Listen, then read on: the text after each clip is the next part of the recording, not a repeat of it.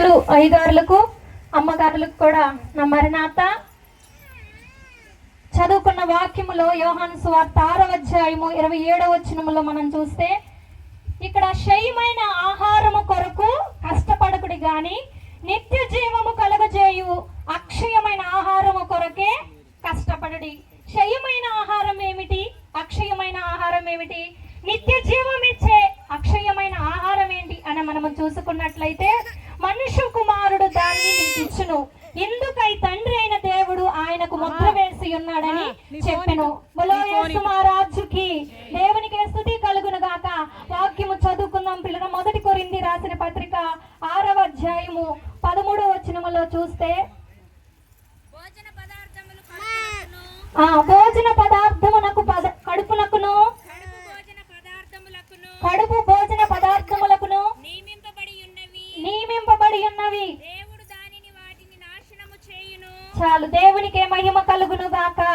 ఇక్కడ ఈ 6వ అధ్యాయం 13వ వచనములో చూస్తే భోజన పదార్థములు కడుపునకును కడుపు భోజన పదార్థములకును నియమింపబడి ఉన్నవి. అయితే దేవుడు వాటిని నాశనము చేయును. వేటిని?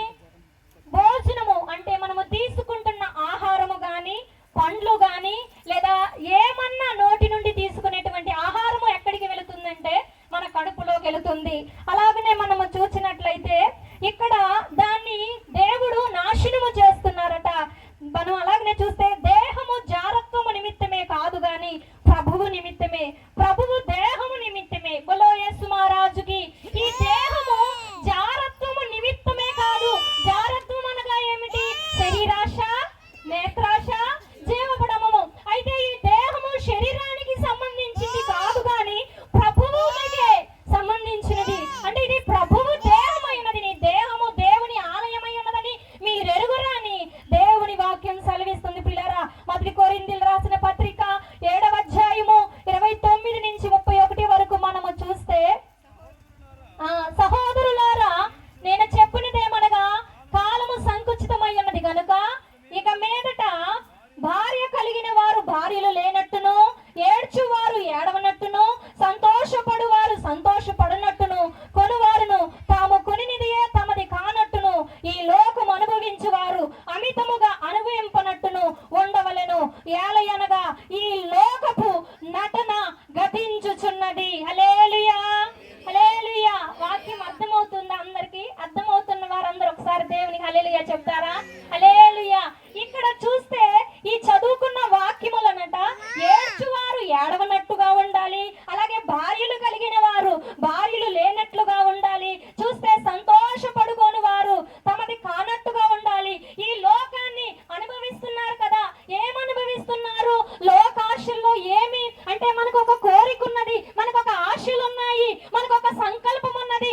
కానీ అవన్నీ కూడా మనం ఏమి చేయాలంటే లేనట్టుగా ఈ లోకములో మనము జీవించాలట ప్రియులారా. ఎందుకంటే అమితముగా అనుభవింపనట్టునుండవలను.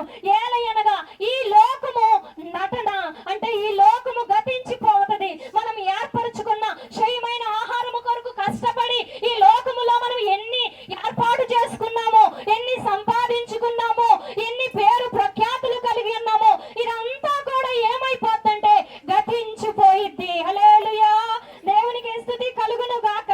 అలాగే 1 కొరింథీయులకు రాసిన పత్రిక 9వ అధ్యాయము 2వ వచనములో చూస్తే ఇతరులకు నేను అపోస్తలుడను కాకపోయినను మీ మట్టుకైనను అపోస్తలుడనై ఉన్నాను, ప్రభువునందు నా అపోస్తలత్వములకు ముద్రగా ఉన్నవారు మీరే కారా?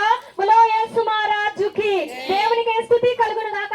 అంటే ఇతరులకు అంటే నేను ఒక దైవ సేవకుడుగా లేకపోయినా పర్వాలేదు, అయితే నా పనికి ఫలము మీరు కారా?